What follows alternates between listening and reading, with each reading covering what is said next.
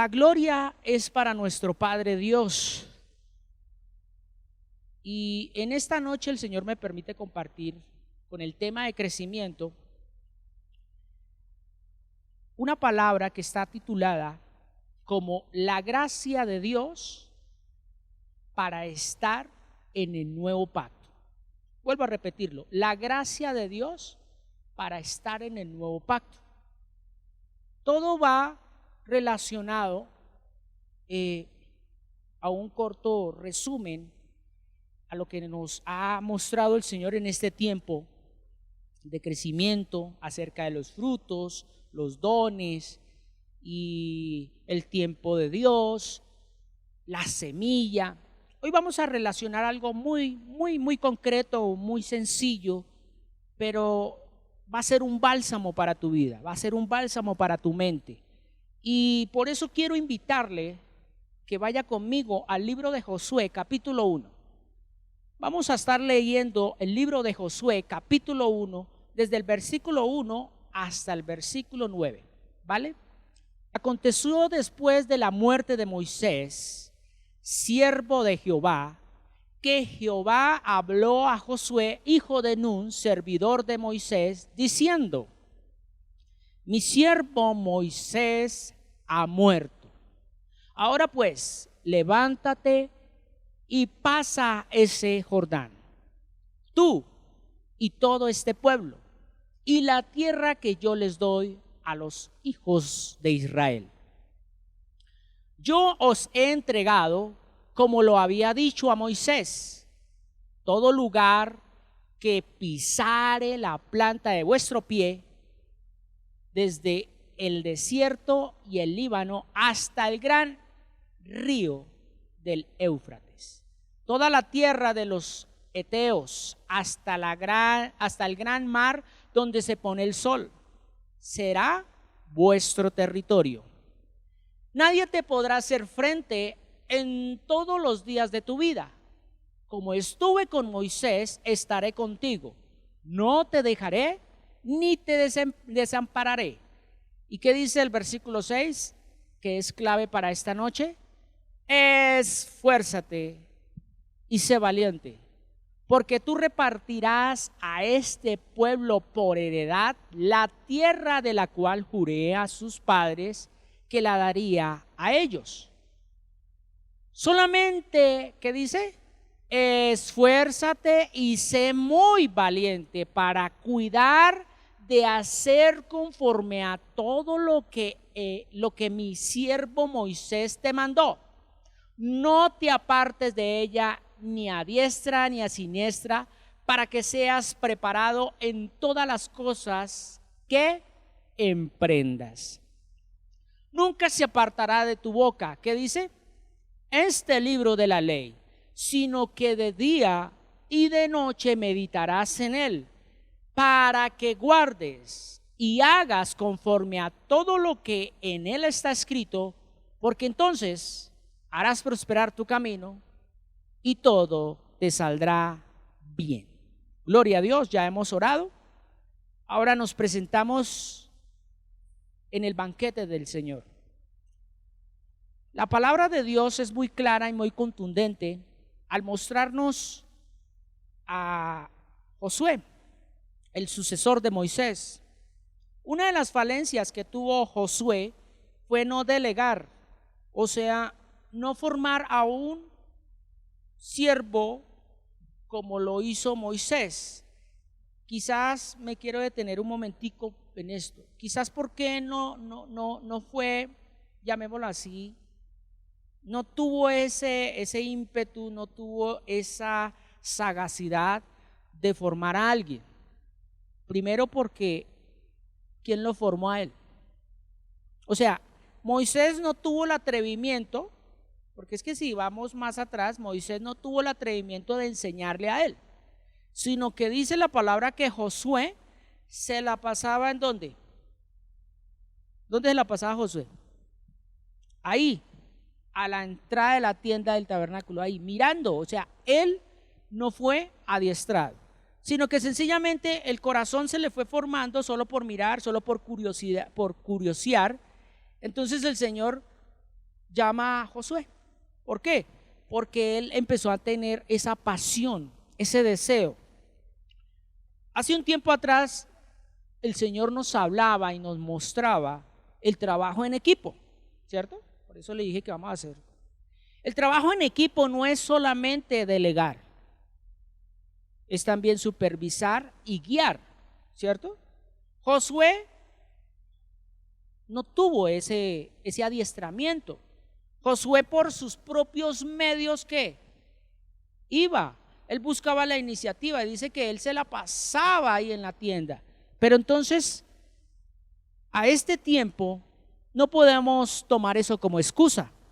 No podemos tomar eso como excusa. ¿Por qué? Porque el maestro para eso nos enseñó que él formó ¿a cuántos? A 12. Especialmente a 12, aunque él formó a más. Él formó, podríamos decir así a grosso modo, más de 500 personas. Pero 12 fueron su círculo más cercano. 12 fueron las personas a las cuales él les asignó una tarea muy especial y muy específica, y era anunciar y propagar el reino de los cielos aquí en la tierra. En base a lo que estamos mirando, yo quiero que volvamos otra vez allá en Josué 1:6, y es algo muy específico que vamos a mirar. Dice: esfuérzate y ¿qué? Y sé valiente, porque tú repartirás a este pueblo por heredad la tierra de la cual juré a tus padres que la daría a ellos. Aquí el Señor literalmente le está mostrando a Josué, llamémoslo así, una dirección, un camino, un propósito. Pero si nos devolvemos un versículo antes del 4, desde el versículo 4, vamos a encontrar algo que dice: desde el desierto hasta el Líbano, hasta el gran río Éufrates y toda la tierra de los heteos, hasta el gran mar donde se pone el sol. ¿Qué dice? ¿Será qué?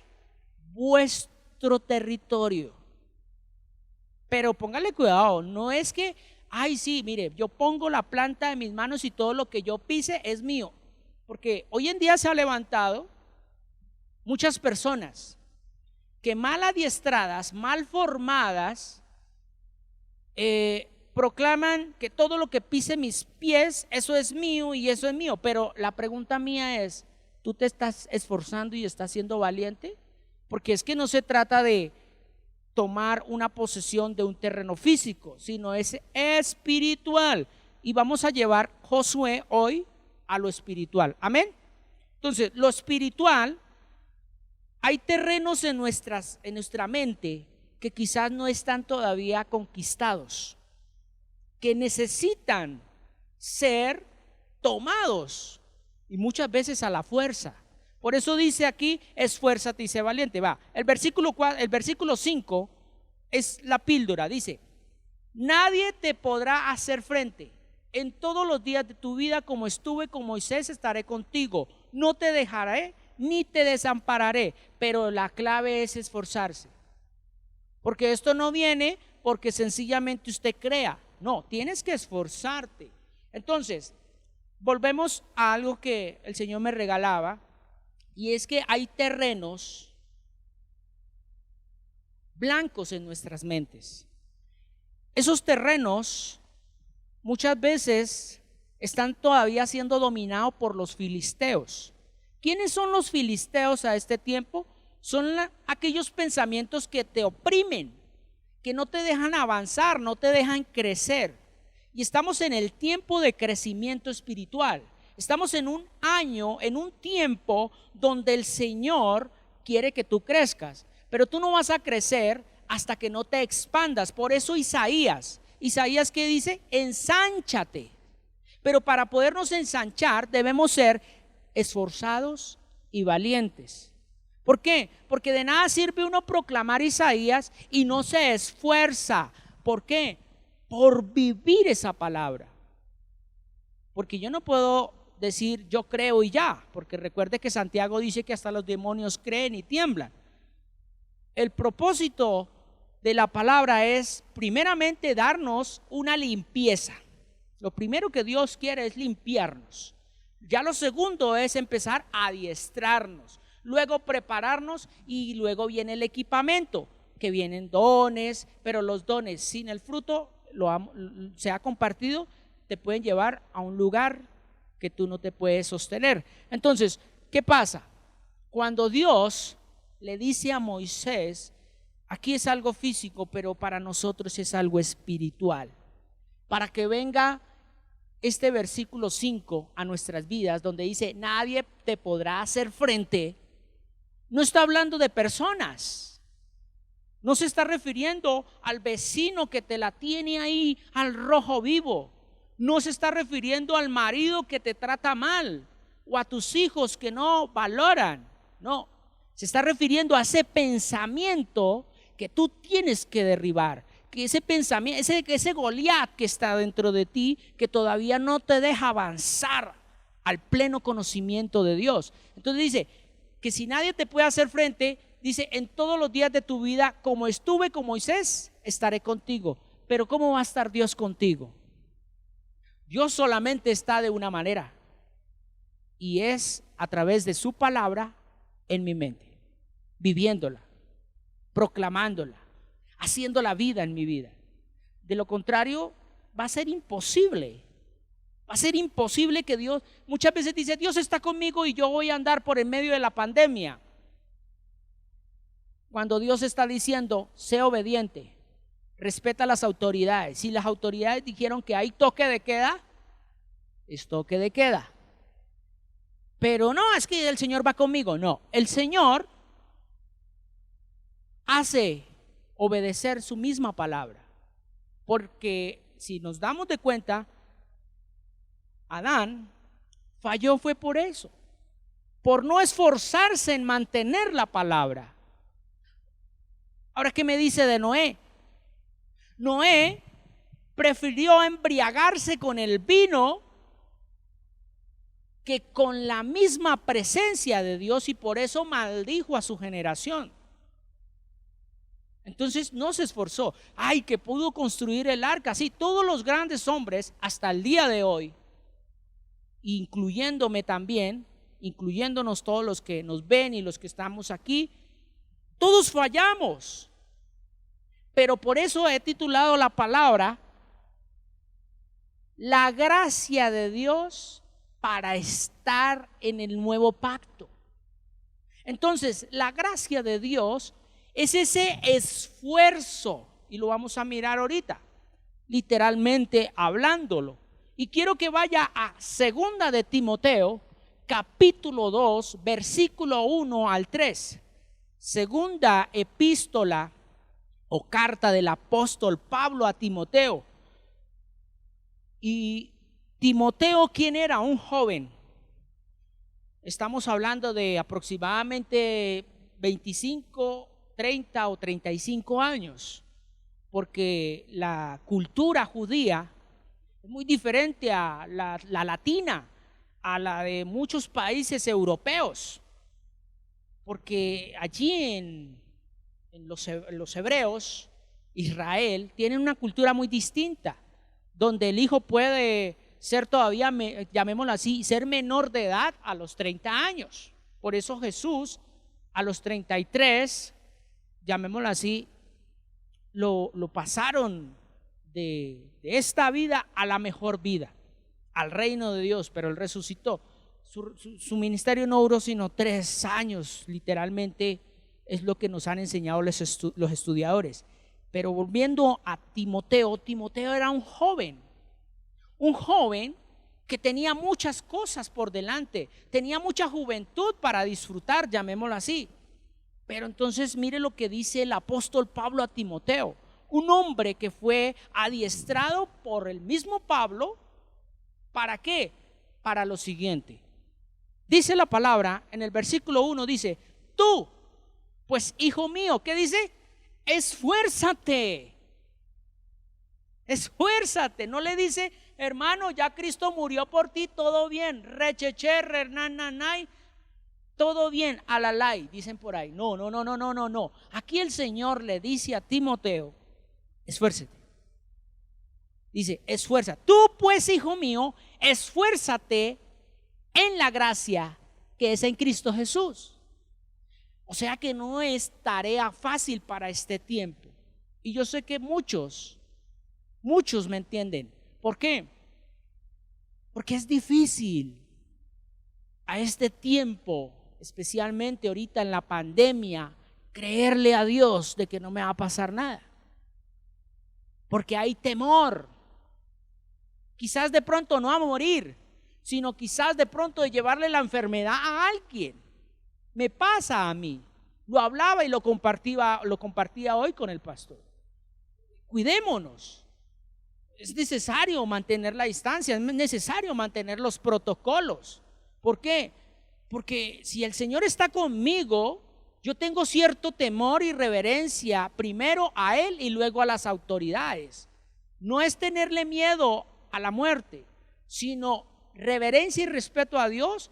¿Por qué? Porque Él puso o estableció unas autoridades en la tierra, que bien o mal, como ellos tomen las decisiones, allá ellos, pero a mí me corresponde es obedecer.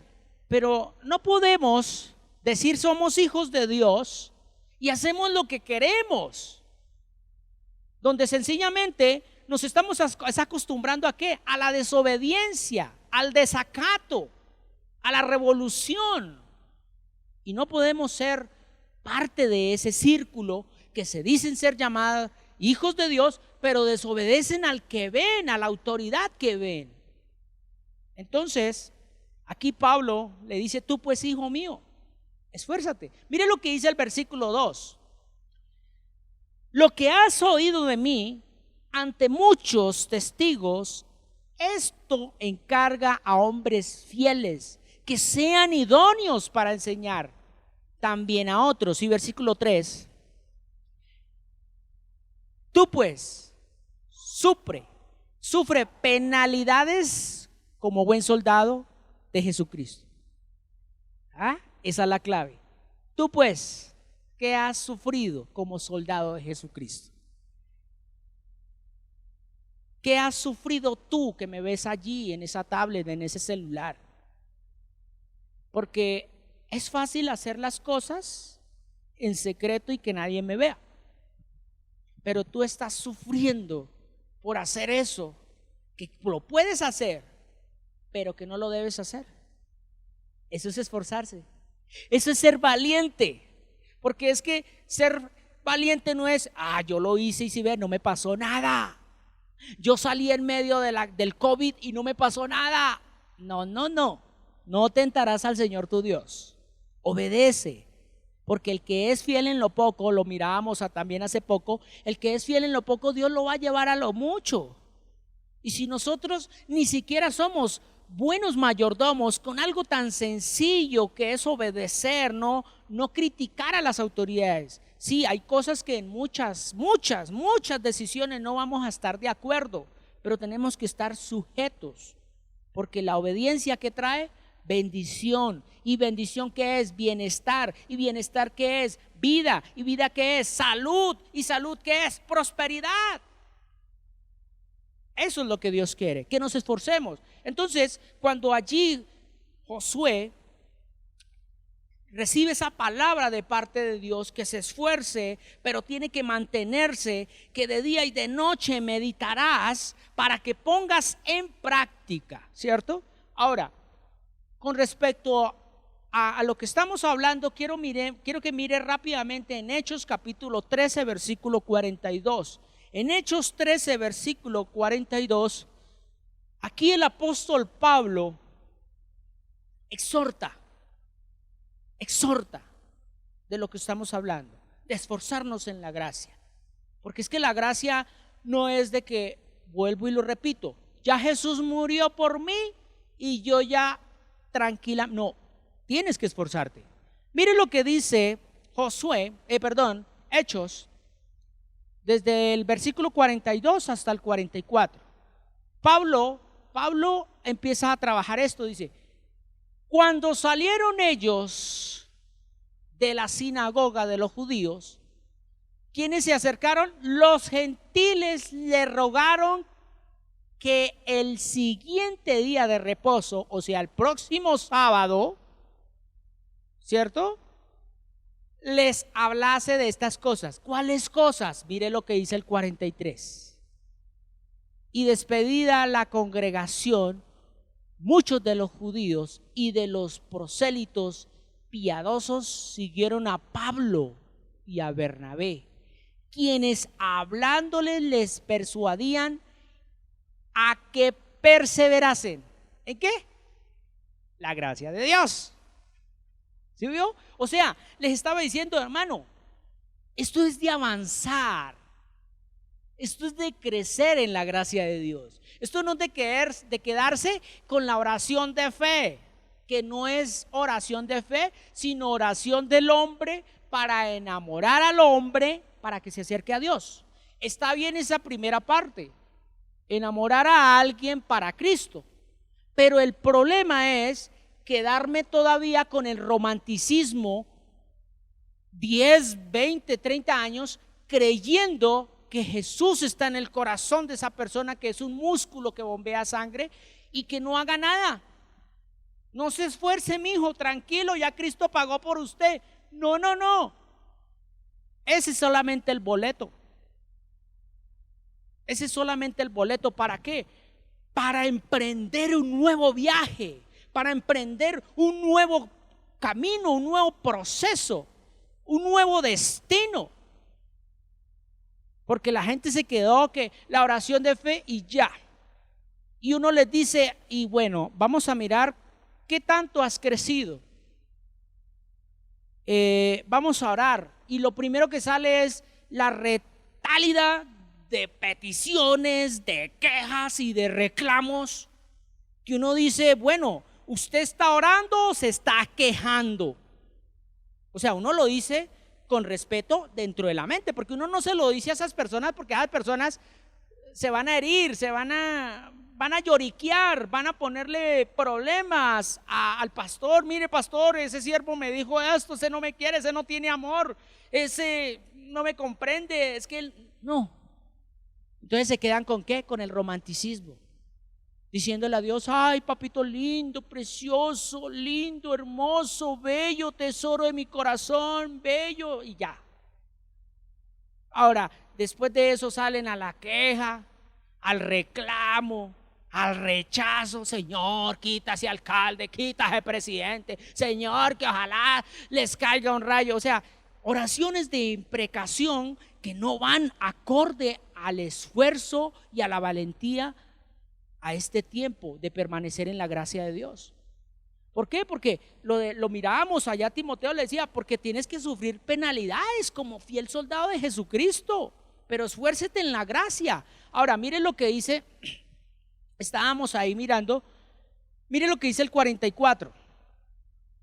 El 44 dice, el siguiente día de reposo, o sea, el sábado siguiente, se juntó casi toda la ciudad para oír ¿qué? La palabra de Dios. Pero esa palabra de Dios iba con ¿qué? Con exhortación. Y la exhortación no era vaciarlos, no era regañarlos, sino decirles, esfuércete y sé valiente, permanezcan en la gracia de Dios. Pero bueno, estamos hablando mucho de eso, pero ¿qué es la gracia de Dios? ¿Cómo se puede permanecer en la gracia de Dios? Es lo que nos tenemos que estar preguntando. Vamos a ir a Salmos capítulo 1. ¿Qué es estar en la gracia de Dios? Salmos 1. Para mí este salmo es un salmo que me impacta. No sé si a los lectores de la Biblia, pero a mí me impacta porque es un salmo donde me confronta a mí mismo, al viejo hombre, y me dice, es tiempo de comenzar. Mire lo que dice, bienaventurado el varón que no anduvo en consejo de malos, ni estuvo en camino de pecadores, ni en silla de escarnecedores se ha sentado, sino que en la ley del Señor está ¿qué? Su delicia, y en su ley medita de día y de noche. O sea, esa es la valentía que debe tener uno como creyente, como hijo de Dios, la valentía de permanecer en la palabra día y noche. ¿Para qué? Para que venga esa gracia y me plante en el nuevo pacto. Mire lo que sigue diciendo. ¿Será como qué? Ahí está la clave. O sea, si yo me esfuerzo y soy valiente y permanezco con la palabra de Dios, seré como árbol plantado junto a corrientes de agua, que da su fruto en su tiempo y su hoja que no cae. Y todo lo que hace, pero necesito esforzarme. ¿Cómo? Permaneciendo en la palabra. Mire lo que dice el versículo 4. No así los malos. O sea, cuando está hablando de los malos, no está refiriendo de personas, sino de pensamientos que no se quieren sujetar a la voluntad de Dios. No así los malos, que son como el tamo que arrebata el viento. En otras versiones, en vez de tamo dice polvo. Y quiero hacer referente a algo.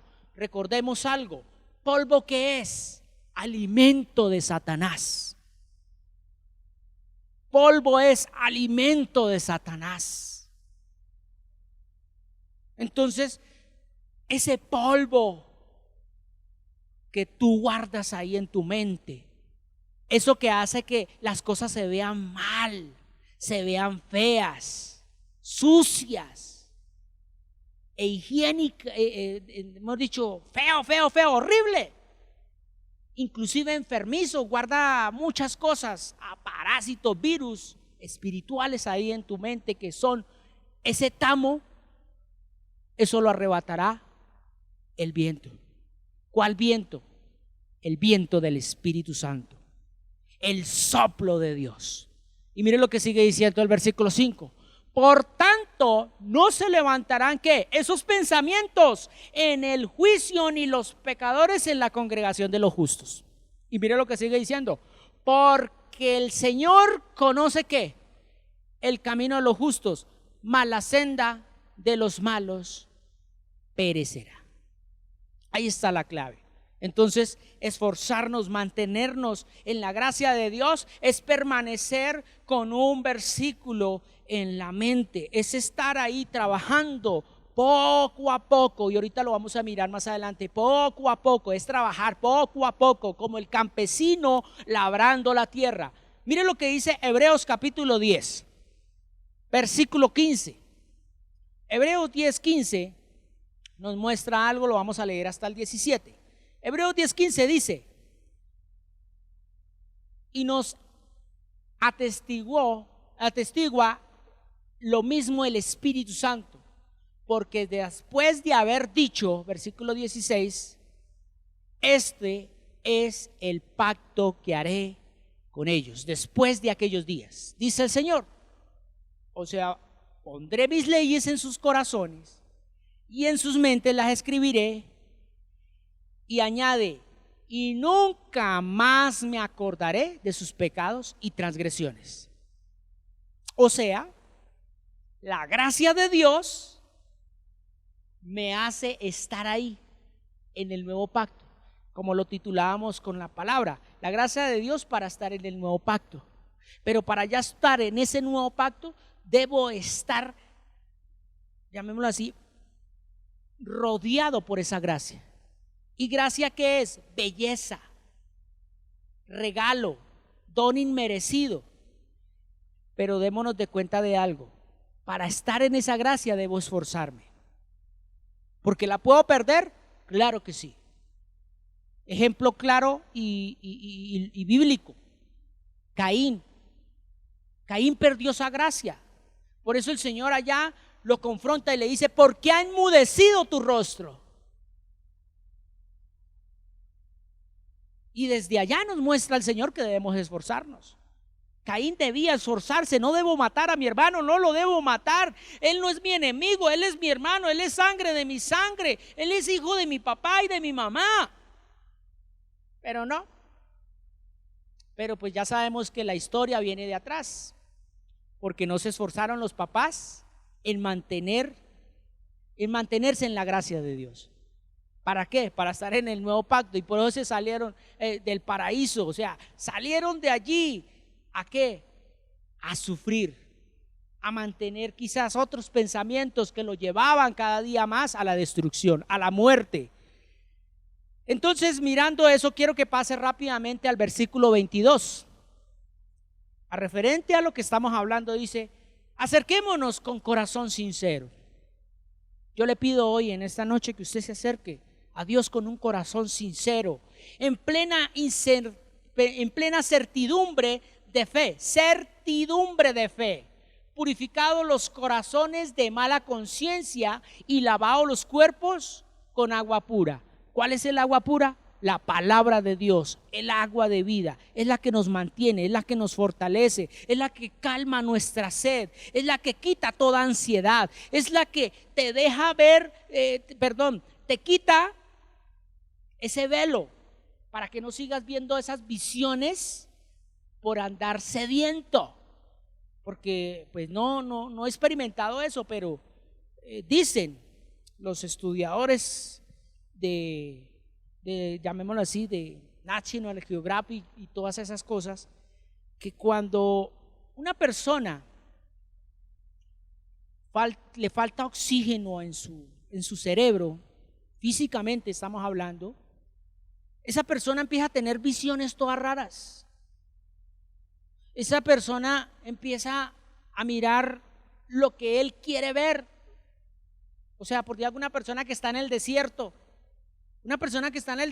¿qué desea? Agua. Y entonces va caminando y empieza a ver dizque un pozo por allá y se acerca a tomar agua, y no es agua, es pura tierra. Está viendo visiones. Así muchos cristianos están hoy en día. ¿Por qué? Porque no han refrescado su mente con la palabra de vida y se la pasan viendo visiones que no vienen de Dios. Se la pasan hablando dizque de Dios cuando Dios no los ha mandado. Pero es que tuve una visión y no va conforme a la palabra de Dios. ¿Será de Dios? Ahí se la dejo. Entonces, a eso es a lo que el Señor nos muestra. Debemos acercarnos con corazón sincero, sabiendo muy bien que yo no soy más porque lea la Biblia o porque no la lea, ni soy menos porque medite o no medite. No, el problema no es ni meditar ni leer. El problema es que no quiere esforzarse. No quiere esforzarse. Simplemente cree en un Dios filosófico, en un Dios de allá, de la nueva era, un Dios como los niños lo ven, un Dios infantil. Y no, Dios es real. A través de la palabra de Dios, esforzándome y siendo valiente, permaneciendo en su palabra y llevando fruto. ¿Por qué? Porque eso es el proceso que lo vamos a mirar ahorita, el proceso. Ahora, en base a eso, ¿qué es proceso? Marcha. Proceso es marchar, pero no hacia atrás. La marcha siempre debe ser hacia adelante. ¿Qué más es proceso? Un curso. El río lleva su cauce, sigue, desemboca en el mar. Él no se estanca. Entonces eso es un proceso. ¿Qué más podemos mirar? Evolución. Proceso es evolucionar, cambiar, transformar, avanzar. Pero si tú eres todavía de los que creen que la oración de fe era repetir lo que un hombre nos decía que dijéramos y no leer la Biblia y mucho menos meditarla, tú no estás en la gracia de Dios. Y si no estás en la gracia de Dios, mucho menos puedes estar en el nuevo pacto. Entonces, si no estás en el nuevo pacto, ¿en dónde estás? ¿Estás en dónde? En la ley. Y si la ley que fue dada para qué, dice Romanos, fue para qué, para los transgresores. Entonces, por eso, al que a hierro mata, a hierro muere. Por eso es que tú no puedes perdonar. Por eso es que tú guardas rencor. Por eso es que tú guardas odio. ¿Por qué? Porque es que me la hizo y no lo perdono. Entonces, ¿dónde estás? No estás en el nuevo pacto, estás en el antiguo pacto. Y el antiguo pacto, tú no puedes hacer nada. Tú no puedes, por mucho traerás una ofrenda, pero eso no te limpia. Podrás ir a culto, pero eso no te perdona. Pero cuando tú estás en el nuevo pacto, cubierto por la gracia de Dios, tú no dejas de meditar. Tú no dejas de pronunciar la palabra de Dios en momentos difíciles. Es más, tú ya no oras lo que tú quieres, tú oras lo que los demás quieren. ¿Por qué? Porque ya eres un hijo de Dios que has traspasado los límites, has ensanchado tu territorio, te has avanzado en tu mente. ¿Para qué? Para no dejarle espacio al enemigo para que venga a conquistar esos terrenos que ya Cristo conquistó por ti, que es ese terreno del perdón, ese es el terreno del amor, de la piedad, de la misericordia, de la bondad, de la fe, para que empieces a dar fruto. Por eso el Señor nos habla mucho de metanoia, arrepentimiento, cambio de pensamiento. Cuando yo hablo de eso, estoy hablando de proceso. Estoy hablando de que me esfuerzo y soy valiente. Estoy hablando de que quiero avanzar, no quiero estancarme, porque el río no se puede estancar, a no ser que sea por la mano de Dios. Pero el río sigue su cauce, que si usted lo tapona, Él busca por dónde seguir. Así nos debe pasar a nosotros. Vino una prueba, taponó tu vida, tú no puedes parar, tú tienes que seguir. Ay no, pero es que llegó algo difícil, no, yo no puedo meditar más. No, ahorita no tengo tiempo para meditar, ahorita no tengo tiempo para leer la Biblia, porque es que es más importante esto que lo otro. ¿Qué está pasando? Porque eso es lo que puede estar pasando en muchos hogares, en muchas familias, en muchas personas que se congregaron el año pasado, aún inclusive comienzos de este año aquí, y que ahorita están estancados porque de pronto el pastor no está ahí, porque de pronto el ministro no les está visitando, porque escasamente les envía un WhatsApp para que lean la Biblia, pero ustedes ni el WhatsApp miran, ni el versículo miran. ¿Qué está pasando? No estamos siendo esforzados y valientes. Y concluyo en esta noche con Mateo 24, versículo 45. Vamos a concluir en esta noche con este versículo que el Señor Jesucristo nos muestra. Mire lo que dice: ¿quién es pues el siervo fiel y prudente al cual puso su Señor sobre su casa para que les dé el alimento a tiempo? Versículo siguiente, 46. Pero si aquel siervo 46. Bienaventurado aquel siervo al cual cuando su Señor venga y le halle haciendo así. Y mire cómo termina diciendo el Señor: de cierto os digo que sobre todos sus bienes los pondrá. Vamos a orar. Dios nos habla muy claramente. Por eso terminaba con esta cita bíblica. Esta cita bíblica me remota a los años cuando estaba conociendo del Evangelio. Cuando viví en experiencia propia que si no se ofrendaba, no se debía orar por esa persona, o no se debía hacer cierta reunión en cierta casa porque no se podía recoger una ofrenda, y llevaban unas estadísticas. Y yo digo que eso estaba mal hecho. Y yo me confrontaba dentro de mí, porque no estábamos siendo siervos fieles. Hoy en día puede estar sucediendo lo mismo. Y no me quiero meter con los ministros, no, me quiero meter es con tu vida, en tu mente, que quizás tu corazón está duro, Quizás a causa de eso. Quizás porque ofrendaste y ahorita quizás no tienes. Quizás viviste un tiempo de abundancia en aquellos años. Tú ofrendabas, tú dabas, pero hoy no tienes ni siquiera para un pan, a causa de lo que está sucediendo a nivel mundial, por la economía, por muchas cosas. Pero eso te puede llevar a ser un siervo infiel, porque de nada te sirve haber dado antes y ahorita de pronto quizás no tengas, pero ser infiel. Acuérdate muy bien que Dios no es Dios por lo que tú des. Dios es Dios porque Él te hizo a ti. Antes que las riquezas, que a la plata, Él te hizo a ti. Como dice el Salmo 139, aún desde el vientre Él te conocía.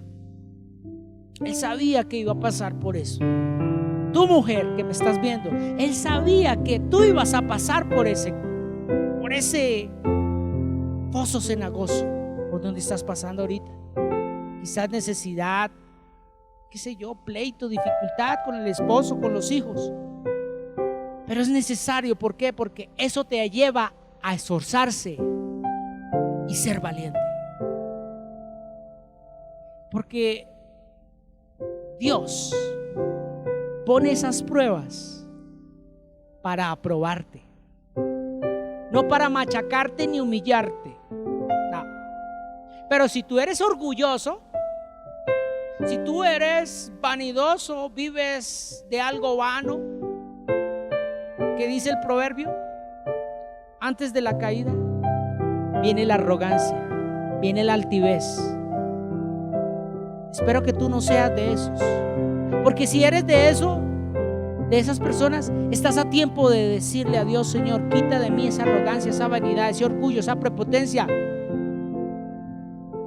y hazme un siervo fiel, porque quiero hacer lo que tú mandas. Porque no lo dijiste ayer, ni antier, ni esta semana, ni el año pasado. Lo dijiste antes de la fundación del mundo, que yo ya era bendito con toda bendición espiritual. ¿En dónde? En los lugares celestiales, en Cristo. Pero para yo ser bendito debo estar en esa gracia. ¿Recuerdan Job? Aquí también se compartió. Job estaba rodeado, y entonces Job, al estar rodeado, no nadie le podía tocar. ¿Por qué nadie le podía tocar? Porque sencillamente estaba bajo la gracia de Dios, bajo la belleza protectora del Redentor, estaba bajo la sombra del Omnipotente, y con sus plumas lo cubría. Por eso el Salmo 91. Por eso, si usted ha hecho a un lado la meditación, aún inclusive se le ha olvidado ciertos versículos, es tiempo de retomar. Recuerde, dichoso o bienaventurado o doblemente bendecido cuando su Señor venga y le haya haciendo lo que se le mandó. Esto no lo mandó el pastor Martín, esto no lo manda Camino de Vida Plena, esto no lo manda ni siquiera el apóstol Pablo o los apóstoles del Cordero. No, esto lo manda al Rey de Reyes y Señor de Señores. Esfuérzate en la gracia para que entres en nuevo pacto con Dios. Vamos a orar. Padre de la gloria, tú que nos diste la fortaleza de avanzar y de seguir, tú que dijiste en tu palabra que hasta aquí nos has traído, pero aquí no nos vas a abandonar, te rogamos, Señor, que por tu infinita misericordia y por tu infinito amor no nos dejes caer en tentación y líbranos de todo mal.